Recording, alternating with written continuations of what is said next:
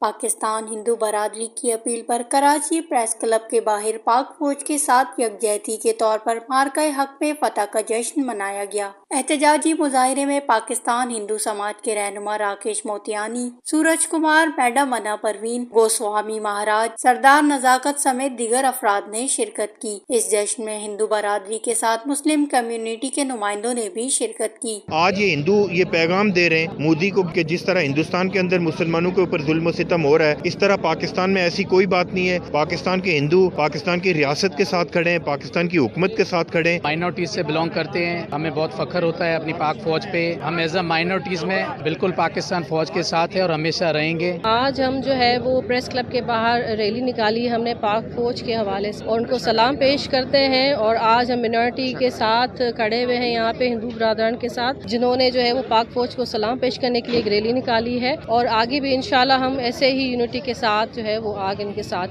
شانہ بہ شانہ چلیں گے۔